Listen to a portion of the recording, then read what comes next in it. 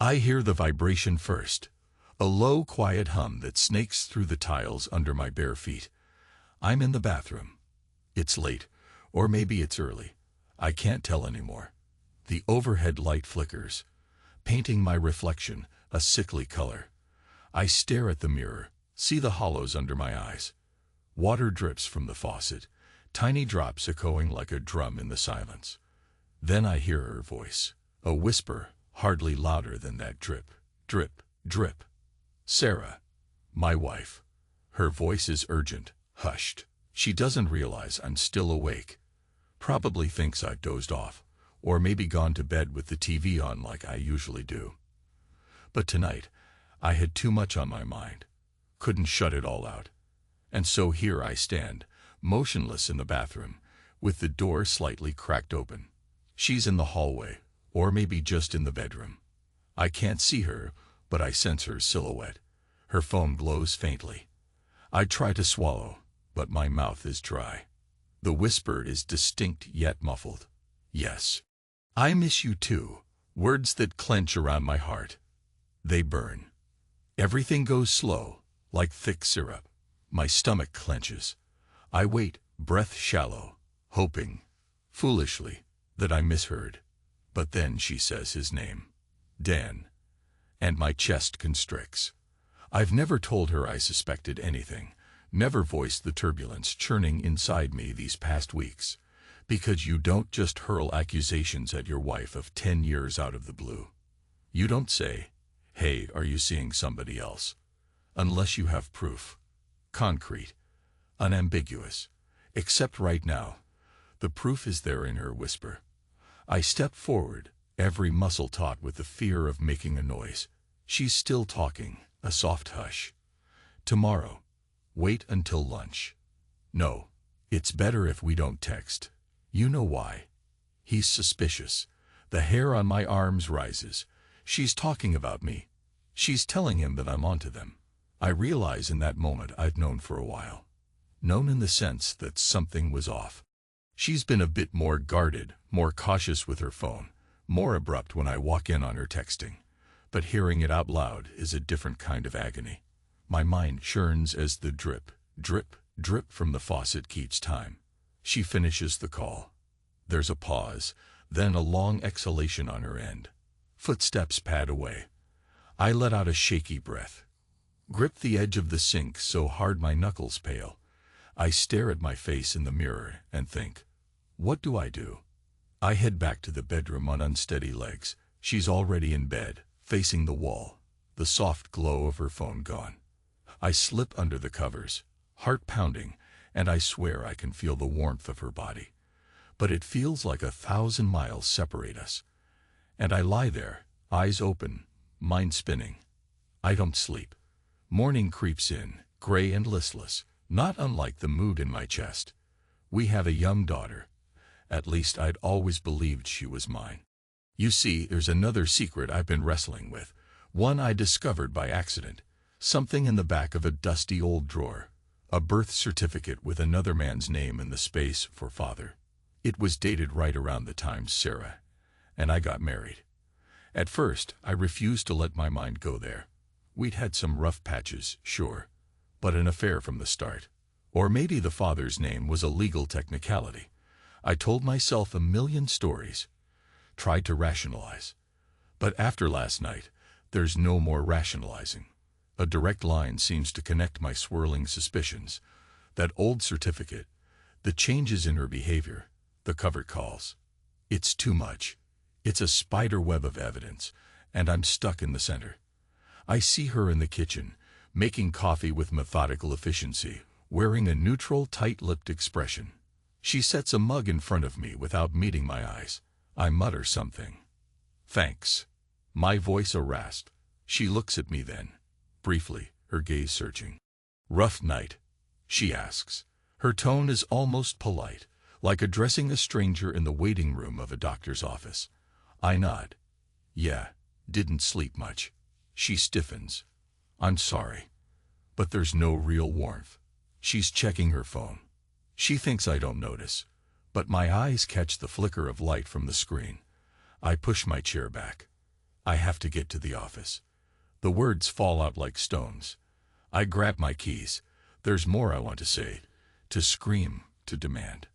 But everything is jammed in my throat. I walk away, feeling a knot of resentment coil tight in my chest. At work, the minutes crawl. My phone sits on the desk, silent. Usually, Sarah and I text at least once during the day. Some random update, a "how's your day going?" But not now. And I find myself flipping through old pictures on my phone. Images of our wedding, of the day our daughter was born, of that first house we rented before moving here to Seattle. We look happy. She's smiling. I'm hugging her. We look like a real family. Anger simmers, but there's also a gut-wrenching sadness, a sense of being replaced, overshadowed. You share a life with someone. You build a home. You trust them. And then it's like the floor just disappears. At lunch, I go out to the car. I know she's likely meeting Dan. She said so last night, inadvertently. Maybe they have a routine, a favorite spot, some cheap motel or an apartment he's rented for their rendezvous. It makes me sick to my stomach. My fists clench around the steering wheel. The memory of her voice.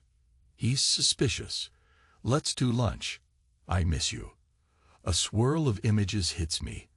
Her body intertwined with another man's, her lips parted in a moan. My mind conjures the worst, fueling the fury. I can't breathe. I try to calm down, but the wave of jealousy is savage. My entire body trembles with the urge to do something. Anything. But I just sit there, powerless. Later that afternoon, I find a small parcel on my desk. Strange, because I rarely receive personal packages at work. My name is written in an unfamiliar scrawl. I open it, feeling uneasy. Inside is lingerie, black lace, provocatively cut, and a stack of photos, printed out on glossy paper. Photos of Sarah, with Dan. They're in a dimly lit room, possibly a hotel. She's pressed close against him, an unmistakable expression of pleasure on her face. Another shot. They're half undressed, his hand on her thigh, her lips parted. I'm seeing my wife in an intimate moment with this man, and it stabs like a dagger. I can't bear to look further, but I can't stop. I flip through each photo, heart hammering, face burning with rage, shame, heartbreak. One of the pictures has a message scrawled across it in red ink. "Sweetheart, you're in my heart." It's in Sarah's handwriting. My pulse roars in my ears. My vision blurs. I realize something else. There's a note enclosed, typed. "Now you know." I sink into my office chair, hands shaking so badly I nearly drop the photos. My immediate thought is that Dan sent them as some cruel taunt.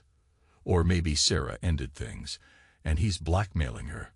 Or possibly a third party, someone who discovered their affair and decided to make me the messenger. My mind spins with all the possibilities. But at the core, the raw truth is the same. She is with him. She has been with him for a while. Enough time to have these pictures, to leave messages, enough time to get comfortable. I stay late at the office, letting the fluorescent lights cast an ugly glow over everything. Eventually, my coworkers trickle out. I'm alone, the hum of the air conditioner like static in my head. The images are burned into my retinas. I feel so hollow, I can barely summon the will to stand up. That evening, I drive home on autopilot. The city lights smear across the windshield in a blur. When I step inside, Sarah's standing by the kitchen counter, scrolling her phone. She looks up, startled, as if she's been caught.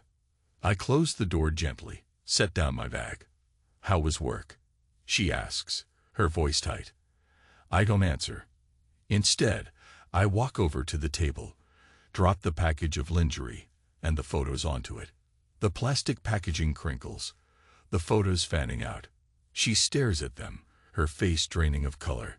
It's like the blood just vanishes, leaving her deathly pale. There's a long, tortured silence. Then I say, very slowly, "Are you going to tell me who the hell did this?" My voice cracks on the last word. She doesn't look up. Her hands shake, and she tries to gather the pictures into a neat stack, as though tidiness might fix the moment. Michael, stop. The anger flares in me, abrupt and volcanic. Just stop. I can't keep my voice from rising, from turning harsh. My chest is so tight, I can hardly breathe. She swallows hard. I didn't know he would. That's not me. I didn't send them, I swear. But it's you in those photos. I snap, voice trembling. And the notes in your handwriting. Or am I blind? She begins to cry, tears streaming, but it doesn't soften me. Normally, her tears pierce my defenses, but now they just fuel my fury. I slam my hand on the table. She flinches. Don't, I growl, forcing my tone lower, though rage vibrates in every syllable. Don't you dare pretend there's some innocent explanation. She rubs her temples, breathing unevenly. It's complicated, she whispers. Dan wasn't supposed to. Dan, I spit the name out like poison. The same Dan you called last night when you thought I was asleep. My voice rasps, and I can sense tears behind my eyes. Scorching hot. You know what I found, Sarah? A birth certificate. Dated a month after our wedding. Another man's name. Not me. Is that him too? Her lips quiver. She clutches the back of a kitchen chair. It happened before we married. She manages, voice wavering. I was confused. You and we had arguments. It was a stupid flame, I thought. I swear, it was a mistake. And then I got pregnant, and I was scared. I put his name because, legally, I rake a hand over my face, my fingers scraping through my hair, because you weren't sure whose child it was. My words are flat, spat out with raw disgust. And you never told me. She exhales sharply, tears still glistening. I didn't want to lose you, Michael. I thought I'd fix it. That we'd raise her together, and it'd be fine. But Dan came back into my life recently. He's in Seattle now. And she trails off, glancing at the photos like they're radioactive. It was a lapse in judgment. The string of them. The magnitude of betrayal. Our entire marriage built on fragile foundations, riddled with deception, threatens to break me. My vision darkens for a moment. Then I let out a bitter laugh, short and ugly. Lapse in judgment, I echo. What about now? Did you meet him today? She hesitates. Yes. A wave of fury surges, strong enough to make me want to throw something, punch a hole in the wall, do anything to release the tension. Instead, I push past her, heading for the bedroom. I grab a random bag and start throwing clothes into it, my movements jerky. She's right behind me, sobbing, trying to stop me. Michael, please. I'm so sorry. Don't touch me. My voice is strangled. I need air. I need to not look at you right now. I zip the bag and walk out, brushing past her. She calls after me, but I'm already gone. I end up in a cheap motel. The kind with flickering lights and paper-thin walls. I drop onto the bed, bury my face in my hands. My mind replays everything. Her voice in that hallway. The photos. The birth certificate. The possibility that I'm not even my daughter's father. That she's known this all along. The sense of displacement is suffocating. I think about my life. How I've tried to be the steady one. The reliable partner. The father who's always there for his child. Now I'm not sure if the child is even mine. I feel like a ghost in my own story. In the darkness, I drift into a fitful sleep. Nightmares swirl. Images of Sarah and Dan, tangled together in a bed that used to be mine. And the mocking laughter of people I can't see. Morning. A bleary, painful start. I check my phone to see if she called. She did. 15 missed calls, countless messages. I don't read them. I feel the urge to toss the phone in the trash. Instead, I head to work early, bury myself in tasks that don't require me to think about my personal life. But it's no use. The heartbreak pulses like a migraine behind my eyes. Eventually, I can't stay there. It's a Friday, and someone reminds me. Today is the reunion. High school. Something I'd almost forgotten. There's this big get-together planned at a hotel downtown, old classmates from years ago. I never planned to attend, but at some point, I told them I'd show up. Now, ironically, it feels like I have nowhere else to go. Home isn't home. The motel is suffocating. My coworkers' pitying looks are unbearable. So I drive to the reunion in a daze, not expecting to find solace, but at least it's a place where I might distract myself. The hotel is bright, crowded with people. I see old faces, acquaintances from a lifetime ago. They greet me with forced cheer. I feel detached, like I'm watching from underwater. People talk about how successful they've become, how many kids they have, the fancy places they've traveled. I stand there, swirling a drink I'm not really tasting. My mind drifts. Flashes of Sarah's face. Those photos. The knowledge that everything I believed about my marriage might be a lie.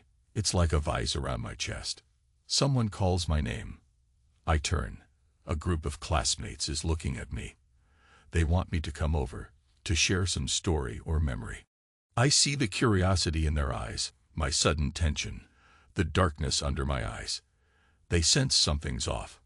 I set my glass down. Slowly, I walk toward them. They quiet, forming a loose circle. One of them says, "So you're the one with that big family life now, right? Wife, kid?" I can't speak. My throat is tight. I nod, but the gesture feels meaningless. Memories swirl. Sarah smiling. My daughter's laughter. The father's name on that certificate. Yes, I'm that guy. I say, voice hollow. And yes, she's that woman. Everyone stares, uncertain. My eyes burn. I realize they're expecting a happy anecdote. Maybe a charming story about how we met. Instead, they're getting raw anguish. I hear a faint buzzing in my pocket. My phone. Probably Sarah again. I ignore it. The group just looks at me, uneasy. And then, in a single breath, I say, "But I found out there's another man. And he's been with her. I have the photos, the proof, everything." So, yeah, that's me. No one knows how to respond. The silence is deafening. The air feels thick. I see sympathy in some eyes, shock in others, but none of that matters. My chest heaves as I hold back a storm of emotion. I realize I'm out of words. I turn away from them, feeling like the ground is about to open up. I leave the reunion early, ignoring the calls from acquaintances to stay and catch up. I can't stand the pity or the confusion. In the hallway, I see a reflection of myself in the glass. My shoulders slumped, eyes hollow, like a man carrying a mountain on his back. I drive aimlessly. It's night now. The city lights dancing on wet pavement. Traffic is minimal. My phone buzzes again. Sarah's number. I press ignore. Then I realize I can't keep running. But before I do anything else, I need answers. I've spent too long in the dark. My daughter, my precious girl. I need to know the truth. So I find myself heading to the address I discovered for Dan, gleaned from a quick online search. He's not exactly hiding. He's a big shot in it, apparently. I park outside a sleek, modern apartment building. My heart pounds. I can't believe I'm about to do this. But the anger, the betrayal, the need to confront the man who's been with my wife, who might be the real father of my daughter, it all propels me. I walk up and buzz an apartment number. No answer.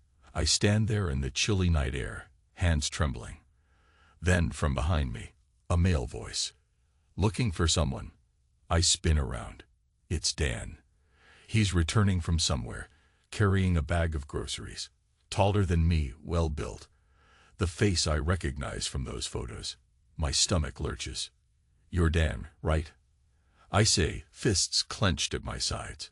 He glances at me, sets down his grocery bag. There's a flicker of recognition. Maybe Sarah showed him a picture of me. Or maybe he just senses it. "Michael, I take it?" "Yeah." My voice shakes. "I'm Michael."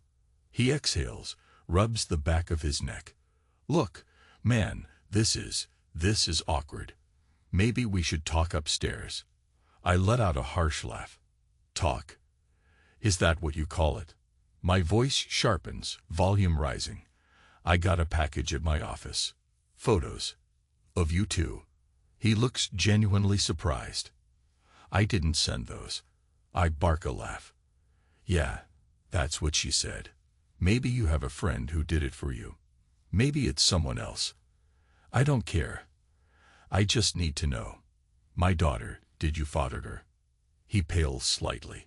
For a moment, I see a glimpse of uncertainty. I don't know. Sarah always said she wasn't sure. But I can't take it. The frustration hits boiling point. I step forward, grab his shirt front. My voice shakes with fury. You come into my house, you sleep with my wife, you tear my life apart. And now you don't even have answers. He doesn't push me away, just stares, lips pressed tight. Look, I didn't plan for this. Sarah and I had a fling years ago, before you two got serious. She married you. Then I moved here for work, and we reconnected. But I never meant to destroy anything. I shove him back, chest heaving. He staggers but doesn't retaliate. His eyes flick around, maybe checking if neighbors are watching. The tension in my body is unbearable. For a second, I consider throwing a punch. The urge to lash out physically is strong. But I see the fear in his eyes, a flicker of regret. And I realize I'm not solving anything by pounding him into the sidewalk. So I step back, breathing raggedly. Sarah's your mistress, I say bitterly, and you're a coward. That's all I need to know. He swallows. I'm sorry. I know it doesn't fix anything, but I'm sorry. It's pathetic. But in that moment, I'm drained. I feel used up, stripped of my dignity. I turn and walk away. He doesn't try to stop me. I return to the motel, slump onto the bed, and stare at the ceiling. My phone buzzes. This time I answer. Sarah's voice is shaky, small. Michael, she breathes. I'm going crazy not knowing where you are. Please come home and talk to me. My voice is cold. Home? You mean the place you soiled with your affair? That's not home anymore. She sobs softly. You have every right to hate me. I'm begging you. Just talk to me face to face. I'll do anything. I rub a hand over my face, exhaustion seeping into my bones. A part of me wants to hang up, let her rot in uncertainty. Another part of me, surprisingly, wants to see her, to hear more of her explanation, to cling to some shred of hope. All right, I say, eventually. I'll come over tomorrow. Then I hang up. The next day, I drive there in a fog. Sarah meets me at the door, eyes rimmed red from crying. She's wearing one of my old sweatshirts, as if it might comfort her. Her hair is disheveled, face pale. We sit at the kitchen table, the same place I threw those photos down. The memory stings. Silence stretches. She fiddles with her wedding ring, twisting it round and round. I sent him away, she says quietly. I told him not to contact me anymore. I ended it. I stare at her. Why now? Because you got caught. Her shoulders shake. Because I realized how much I've hurt you, and I can't stand it. I hate myself, Michael. I drag in a breath. Sarah, I don't know if I believe anything anymore. You lied about our daughter's paternity. You kept this from me for years. How can I trust a word that comes out of your mouth? She leans forward, trembling. I'll take a paternity test. I'll do anything. If she's his daughter, you have every right to walk away. But please, please, don't punish her for my mistakes. She loves you. She calls you Dad. You're the only father she knows. Tears well up in my eyes. My daughter. The thought of losing that bond tears at my soul. But the possibility that she's not biologically mine, that's a torment I can't ignore. How long? I ask, voice raspy. How long have you been sleeping with him this time around? She looks at her lap. About 6 months. My heart squeezes. 6 months. 1,000 lies. She looks up at me, raw desperation on her face. I was feeling disconnected from you. I got stuck in this loop of resentment, of old regrets about how our relationship started. Then Dan appeared, and I was flattered. It was stupid. It wasn't about love. It was about feeling special, feeling excited. I grind my teeth, so I was just safe. Boring. No, she protests, tears streaming. You're the man who's always been there for me, the father of my child in every way that matters. I was selfish and cruel. I never wanted to lose you, even when I was doing the worst possible things. I feel my anger rumble again, but I'm exhausted. There's a long silence, punctured by the distant hum of traffic outside. Finally, I say, we'll get the test done, and then I'll decide if I can even look at you. You understand? She nods, crumpling. Yes. Days blur by in a slow torture. We do the paternity test. I'm living at the motel again, numb. She calls me daily, tries to talk, begs for forgiveness, for me to come home. I can't. I roam through work in a zombie-like state, rarely speaking to anyone. My coworkers cast me worried glances.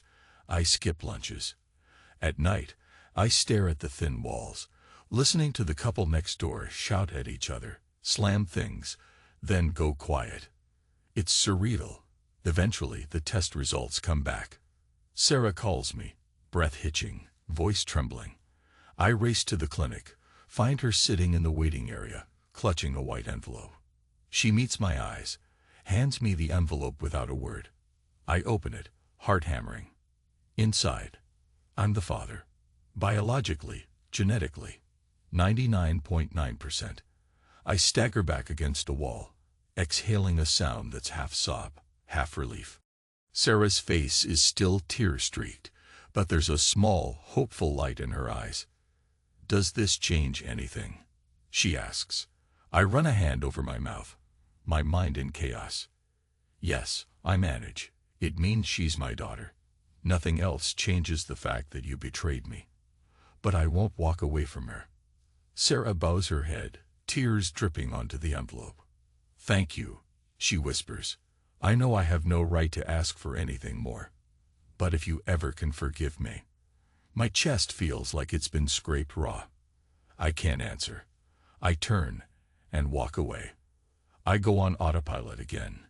Days bleed into weeks. My daughter is the only thing tethering me to this life now. I visit her after school, take her to the park sometimes. Sarah tries to give us space, but occasionally I catch her distant gaze. She looks worn, broken. Part of me still wants to punish her. Another part just wants this nightmare to be over. I keep thinking about those photos, the way she moaned his name. My stomach twists. Sometimes, out of nowhere, I'm seized by a violent wave of anger. I lash out at walls, at furniture, once cutting my hand on a broken glass. But outwardly, I maintain a facade of calm. The slow, seething bitterness doesn't fade. A letter arrives from an attorney. It's addressed to me, some law firm representing Dan. Inside it says, our client denies any malicious intent in sending photos. He's apologetic for any distress caused. This is a formal statement that he relinquishes any paternal claims. And so on. I tear the paper in half. So it was probably Dan who orchestrated the pictures, whether directly or through a third party, trying to blow up my marriage. Maybe it was revenge because Sarah wouldn't leave me for him. Or maybe he wanted to show me how powerless I was. I feel a renewed surge of hatred, but there's a hollow ring to it, like I'm tired of hate. It hasn't brought me peace. One evening, I'm in the motel, staring at the ceiling. The phone rings. It's Sarah again. I hesitate, then answer. Her voice is tentative. Michael, she says quietly, our daughter's school is having a father-daughter dance next week. She really wants you to come. I told her you would. I close my eyes. A father-daughter dance. How many times did I dream of events like that? The small joys of being a dad. I'll be there, I say, voice catching. She exhales, relief washing over the line. Thank you. Then, more softly, are you okay? I don't answer. Instead, I murmur, take care, and hang up. The day of the dance arrives, and I find myself in front of the motel mirror, adjusting a tie. Strange how normal it feels to do something so ordinary amid all this devastation. I drive to the school, see the parking lot filled with fathers walking in with their little girls, all giggles and excitement. My heart aches. Inside, pastel decorations line the gym walls. Paper flowers, balloons, a small stage where music plays. I spot my daughter in a lilac dress, her hair curled. She rushes to me, arms outstretched. Daddy, she squeals, hugging me tight. The word daddy hits me like a warm current. I lift her up, and for a moment, everything else fades. This is real. I am her father, biological or not. That was never the question for her, but now there's no doubt. She drags me onto the dance floor. I awkwardly shuffle, trying to follow the soft melody. Her grin is radiant, missing a front tooth. In her eyes, I see unconditional love. My throat tightens. I hold her close, tears threatening to spill. Out of the corner of my eye, I notice Sarah, standing near the gym entrance. She's not here to dance. This is a father-daughter event, but she's come to watch. Our gazes lock. She mouths, "Thank you," tears glistening on her lashes. For a moment, in that swirl of music and laughter, I catch a glimpse of a future where maybe we're not irreparably broken, where maybe, with time, we find a way to coexist. But then the memory of those photos slashes through my mind, and the hardness returns to my chest. After the dance, I drive my daughter home. Sarah greets us at the front door. My daughter runs off to change out of her dress. Sarah and I linger in the hallway, the same hallway where I once heard her whispered phone call. She lowers her eyes. "You looked happy tonight, dancing with her." I nod, feeling tension coil through me. I was. She means everything to me. Sarah steps a bit closer. "You mean everything to her too." Silence. Then I say, voice quiet, "Sarah, do you love him?" She shakes her head vehemently. No, it was never about love. It was an escape from my own insecurities. I know that doesn't make sense, but I swear it to you. I clench my jaw. "Doesn't matter. You broke us." She winces. "I know. If you need me to move out, if you want a divorce, I'll do whatever you say. I don't want to drag this out if it hurts you more." I swallow hard. Part of me wants to pack her bags myself. Another part sees the anguish in her eyes and wonders if there's a chance, however slim, that we could rebuild. But the sense of betrayal weighs heavily. I don't know what I want. I confess, voice shaky. I'm hurt, angry. Some days I want to punish you. Some days I just want to forget. Some days I remember why I fell in love with you in the first place. She lets out a trembling breath. I'll wait, no matter how long it takes. I deserve nothing, but I'll be here if you decide there's a chance. We hear the patter of little feet, and our daughter peeks out, wearing pajamas. "Daddy, can you read me a story?" she asks. I glance at Sarah, who nods, tears in her eyes. I follow my daughter to her room. We sit on her bed. I try to read a simple picture book, but my voice cracks. She notices. She places a small hand on my cheek. "Daddy, why are you sad?" she whispers. I force a smile. "Just tired, honey." Let's finish the story. Inside, I'm drowning. Weeks pass. I remain in limbo. Sarah gives me space, living in the house while I shuttle between there and the motel. Sometimes I sleep in the guest room if I can't stand the motel's gloom. She's oddly gracious about it, as though any shred of closeness is a blessing. At work, I'm half dead. My boss, noticing my slump, assigns me fewer shifts at the warehouse. I guess I was letting things slip. Bills start piling. I realize my life is unraveling from every angle. Then one afternoon, A courier arrives at the house while I'm there. He has a small package for Sarah, labeled fragile. She's out picking up groceries. Curiosity gnaws at me, given the previous fiasco with photos. I sign for it, bring it inside, set it on the dining table. When Sarah returns, she sees the parcel and pales. I cross my arms. More secrets. I say, bitterness creeping in. She trembles, carefully opening it. Inside, wrapped in tissue paper, is a small, cheap figurine, a porcelain angel with a broken wing. Attached is a note. You're not done with me yet. Sarah's face drains of color. It's from Dan, she says, her voice shaking. Rage flares up in me, immediate and scorching. He's threatening you? Or gloating? I thought you told him it was over. She nods, tears brimming. I did. I blocked him everywhere, changed my number. I have no idea how he got this address. Maybe we used to meet here when you were at work. I'm so stupid, Michael. I'm sorry. My hands curl into fists. You told him where we live. She rubbed her arms as if cold. He used to drop me off sometimes. I'm so sorry. I pace the room, adrenaline spiking. He's messing with you now. Doesn't want to let go, or wants revenge for choosing me over him. Or maybe he's just a sadistic jerk. She closes her eyes. I don't want to cause more trouble, but I'm scared. I exhale, the need to protect her, this woman who ripped my heart out, suddenly mixing with my anger. My fatherly instinct to protect my daughter from any threat overrides everything else. That's it, I say in a low, furious tone. I'm done letting him toy with us.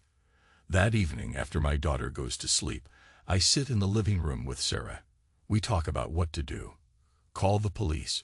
She's hesitant, worried about scandal. She keeps apologizing for dragging me into this. I have no illusions anymore. Dan is not just a fling, but a manipulative problem.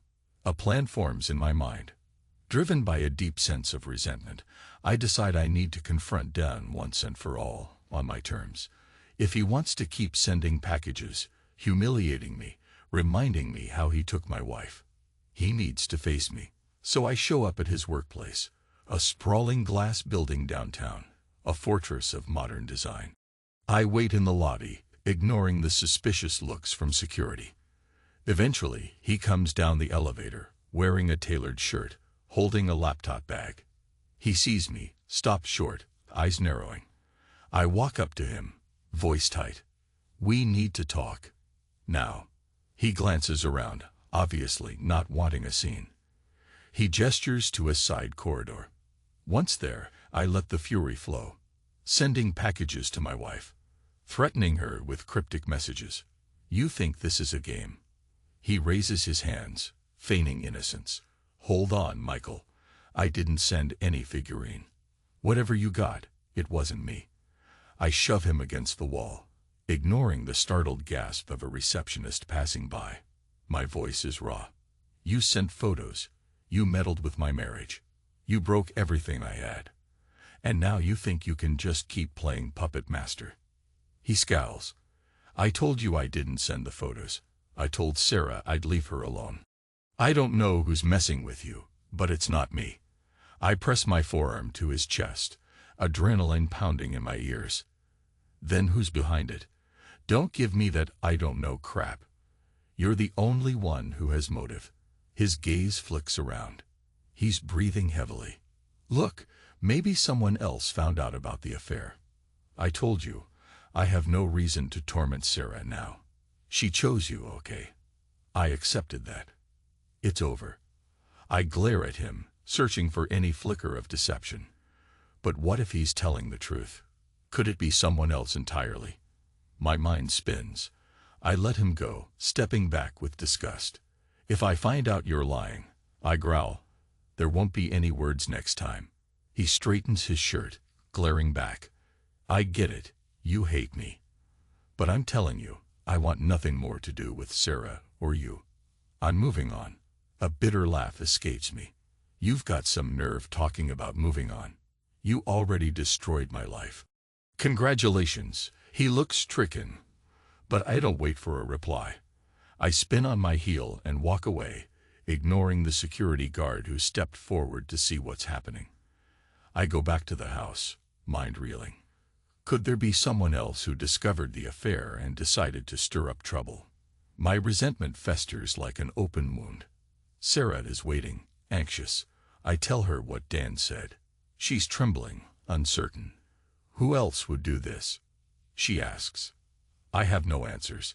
Suddenly, a new wave of anger surges in me. This is your mess, I snap. You brought Dan into our lives. You're the reason I'm losing my mind, losing my dignity, losing everything. She bows her head, tears slipping down her cheeks. I know. I grit my teeth, guilt mixing with rage. I want to blame her for everything. And maybe I have the right. But a voice in me whispers that we're both just people who made mistakes, who got lost. Time passes in a haze. The legal confusion, the constant tension, the sleepless nights, it's taking a toll. I see my daughter's worried eyes, sense her confusion about why Daddy doesn't live at home all the time, why Mommy is always sad. She's too young to understand, but she senses the shift. My job performance continues to slide. My manager pulls me aside, warns me I'm on thin ice. I realize I might lose this job if I don't get my act together. But all I can think about is this rotting, festering betrayal that's hollowing out my soul. Sarah tries to help. She begs me to talk to a counselor, to let her fix the damage. But how do you fix a heart that's been shattered in a dozen ways? Then the final straw arrives in the form of a letter, placed under Sarah's windshield wiper at the grocery store. She calls me, voice trembling, to say someone left a typed note. If you won't leave, do something drastic. This won't end until you take control. She's terrified. She begs me to come over. When I arrive, she's shaking like a leaf, the note on the table. The words send chills through me. It's like someone's urging her to harm me, to end things violently. I realize we might be dealing with something bigger than a scorned lover. My instincts scream that whoever is doing this wants us to implode. And it's working. I pick up the phone. Enough is enough. I call the police, show them the note, the packages. They open a file, but it's uncertain if they can do much without a suspect. They suggest installing cameras around the house, being vigilant. Sarah looks at me, eyes full of guilt and fear. I nod grimly. I'm moving back in. I say, surprising even myself. Not for you, but to protect our daughter. I won't have her in danger. A tear trickles down her cheek. Thank you. I sleep in the guest room that night, a baseball bat by my side, the front door locked and deadbolted. My mind races with questions. Who would go to these lengths? If not Dan, then who else is so bent on tormenting us? In the morning, I head out back to check the property lines, see where we could place cameras. That's when I spot a figure stepping around the side of the garage. My adrenaline spikes. I grip the bat, voice trembling. Hey, who are you? The figure whips around. It's a man, older, maybe mid-50s. He's wearing a cap, stubbly chin. Something about him is off. He sees me, bolts for the fence. I chase, but he's surprisingly quick. He scrambles over the fence and vanishes into the neighboring yard. I return to the house, rattled. Sarah is inside, hugging our daughter protectively. What happened? She asks, pale. I explain. She calls the police again. We file a more urgent report this time. They come, dust for prints, find partial shoe marks by the garage. No ID yet. We're told to be vigilant, that someone might be stalking us. I hold Sarah's trembling hand, despite my anger, because the fear in her eyes is real. We stand there in silence, both shaken, as the officer finishes his assessment. In the swirl of that crisis, something between Sarah and me shifts. Fear and danger have a way of bringing people together, if only temporarily. We start talking in hushed voices at night, about practicalities, how to protect our daughter, how to handle the police. Then those hushed tones drift into deeper confessions, her guilt, my pain, the helplessness we both feel. One night, as we're sitting in the dimly lit living room, she leans her head on my shoulder. At first I tense, but then I let her stay there. Despite everything, a flicker of old intimacy sparks. We've been through a war, albeit one she partially caused. Her voice is small. I miss you, she says, tears in her eyes. I miss us. I press my lips together. My emotions surge. Longing, anger, nostalgia, heartbreak. I turn my face away. We can't pretend nothing happened, I whisper. She nods, sniffling. I know. I'm sorry. Something about her vulnerability breaks me a little. My voice comes out ragged. I feel like I'm losing myself, Sarah. I don't know who I am anymore. She slides her hand over mine. For once, I don't pull away. Days pass without further intrusion. The cameras are up. We're more cautious. The police keep us updated but have no leads. Whoever it was, they'd gone quiet. In that strange lull, I find myself reevaluating. My anger hasn't vanished, but it's worn down by exhaustion and the primal need to protect my family. One evening, I'm tucking my daughter in. She looks at me with those big eyes. Daddy, are you sleeping here tonight? I nod, forcing a smile. Yes, baby, I'll be right down the hall. She hugs me tight. I love you. Those words knock the wind out of me. I love you too, sweetheart. When I leave her room, Sarah is standing in the hallway. She's wearing pajamas, hair loose. A sadness lingers in her expression, but also warmth. Thank you, she whispers, for being here. A lump forms in my throat. I won't abandon her. She nods, folding her arms around herself. I know. That's who you are. A hush falls between us. Slowly, we step closer, like we might share a hug or a touch. But I hesitate, battered by memories. She senses it, and the moment slips away. One day, a letter arrives in the mail. No return address. I open it with trepidation. It's typed, short.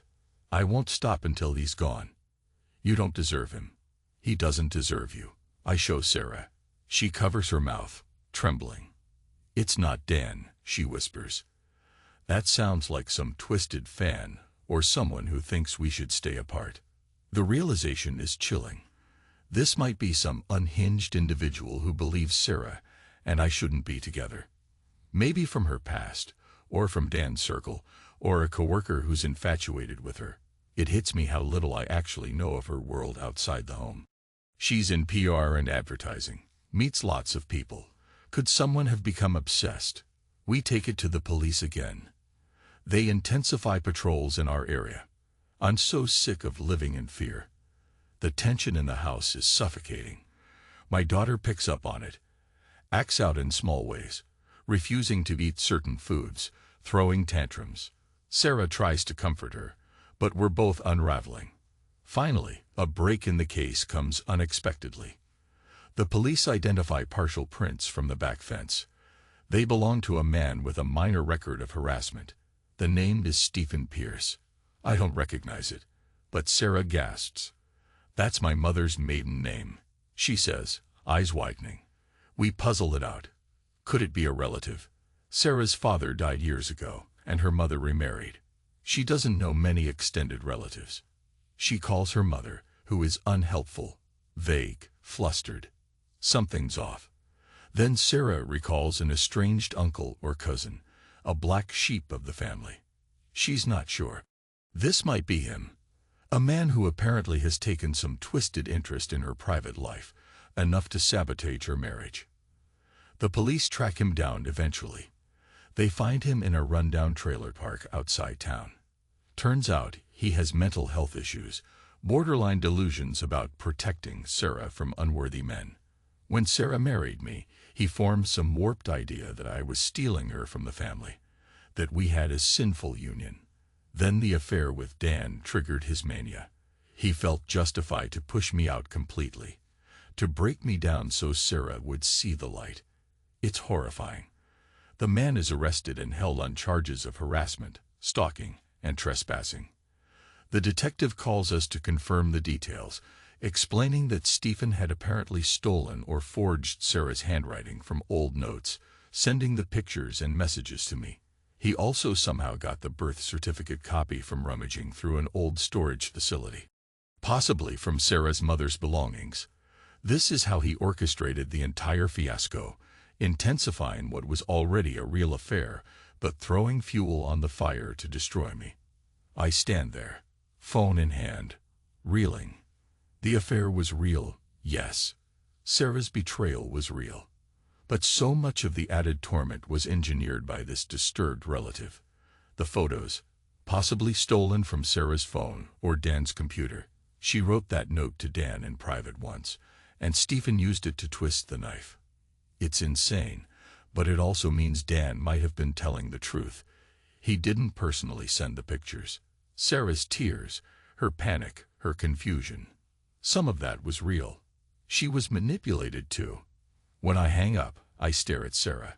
She's hugging herself, eyes streaming with tears. "I'm so sorry," she whispers for the millionth time. "I had no idea about him. I never would have." I shake my head, still processing. "He might have tried to ruin us," I say slowly, "but you gave him the ammunition." She nods, shame flooding her features. "I know." Suddenly, the storm is over. Stephen Pierce is behind bars, pending trial. The threats stop. We have clarity on who orchestrated the worst of it. But the core betrayal between Sarah and me remains.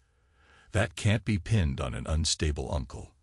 The question now is, do we fix this, or do we walk away?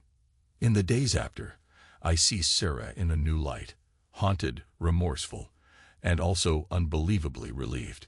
She tries to care for me, cooking my favorite meals, asking about my day. She tries to show affection. Sometimes I let her. Sometimes my stomach churns, recalling the images of her and Dan. One evening, I'm in the kitchen, finishing up a late dinner. She stands across from me, quiet. Then she approaches, resting her hand on mine. "Michael," she says softly, "I can't undo what I did, but I can't bear to lose you. Please, let's see a counselor. Let's rebuild. If you can't do that, then tell me, and I'll leave." I look into her eyes, seeing raw desperation, guilt, and something like genuine love. The anger in me clenches, then loosens. I realize I'm tired. Tired of carrying this bitterness around like a weapon. Tired of punishing her, punishing myself. I close my eyes, recalling the father-daughter dance, the way she pressed her head on my shoulder, the real fear we shared when we thought some maniac was out to hurt us. In that fear, we felt like partners again, even if briefly. "Counseling," I repeat, voice rough. "Yeah, we can try." She releases a shaky breath, tears slipping free. "Thank you." Months pass. Therapy is hard. We talk about the affair, about the birth certificate, about the resentment Sarah harbored from the early days of our marriage, about my own shortcomings, my emotional distance, my unwillingness to open up. It's excruciating, but we keep going. Sometimes we leave sessions feeling raw and angry. Other times we find small breakthroughs, moments of understanding, of empathy. Through it all, our daughter is the bright spot. She senses a shift. We're not warm and fuzzy, but we're communicating better, not snapping or ignoring each other. We share mealtimes again. We even laugh a bit when she tells silly jokes. Dan, gone from our lives. He moved to another city, or so we hear. Stephen Pierce stands trial, is found guilty of several counts. Sarah testifies, tears in her eyes. I stand beside her, not as a perfect husband, but as someone who's chosen not to abandon her. The invitation comes in the mail. The next big event for old classmates. Another reunion. I almost chuckle at the irony. Feels like a lifetime since that last one, where I walked in a broken man. Now Sarah stands next to me as we read it. She glances at me, uncertain. "You want to go?" she asks. I think about it. The memory of how I told them about her affair in front of everyone stings. But maybe this is a chance to show that I survived. That I'm still standing. Yes, I say at last. Let's go. Together. On the night of the event, we dress up, drive to the venue. My heart pounds as I recall the last time. We step into the hotel ballroom. Familiar faces swirl around, music playing softly. People greet me, some with wide eyes, probably remembering my outburst. Sarah clings to my arm nervously. I sense her fear of judgment, her own shame. But I hold her hand, guiding her in. We walk up to the same group of classmates who once stared at me in stunned silence. Someone asks politely, "How have you two been?" I exchange a glance with Sarah. Then I offer a small, genuine smile. We're working through things, one step at a time. The tension eases as the conversation shifts to lighter topics. Jobs, families, old teachers. I sense the relief in Sarah's posture. She leans into me slightly. I let her. I feel a slow warmth in my chest. Later that evening, I slip outside for a moment, needing a breath of fresh air. The city skyline twinkles beyond the hotel terrace. Sarah follows me. We stand together, gazing at the lights. I can almost taste the memory of my own despair from months ago, how I roamed these streets feeling like a dead man walking. She places her hand in mine. "You know," she says, voice trembling a bit, "I'm grateful you gave me this chance. You could have walked away, and I wouldn't have blamed you." I nod, throat tight. I almost did. Many times. She turns to face me, searching my eyes. "Why didn't you?" I take a long moment to answer. "Because I love our daughter. Because, despite everything, part of me still loves you. And maybe I realize that I'd be losing even more by leaving than by trying to fix it." Tears shine in her eyes. "I love you," she says, the words quiet but firm. "I'll spend every day proving it." I swallow hard, letting out a shaky breath. "We'll see," I manage. "We'll see." She leans in, just a fraction. I close the distance, pressing my forehead against hers. For a moment, we stand there, hearts pounding. No kisses, no grand gestures, just a fragile closeness. I feel a wave of emotion well up. Sadness for what we lost, longing for what we might still regain, and a wary hope that we can build something better out of the wreckage. And in that hush, overshadowed by the city's distant hum, I sense the final remnants of the fury that once consumed me start to dissolve. It doesn't vanish all at once, but it loosens its grip, leaving room for something else. Maybe acceptance, maybe a new start. Either way, for the first time in a long while, I don't feel like a ghost in my own life. I'm here, in this moment, with all my scars and all my uncertainty, and I'm still standing. Slowly, I pull Sarah closer, letting myself breathe in the night air, letting the weight of everything settle. And though my chest still aches, there's a flicker of warmth in the cold. A quiet, tentative promise that maybe, just maybe, there's a road forward. I hold on to that flicker as tightly as I hold onto her hand. And in the hush of the evening, we stand together, two damaged souls searching for a fragile kind of peace, a peace we might actually be able to find, if we're brave enough to keep going.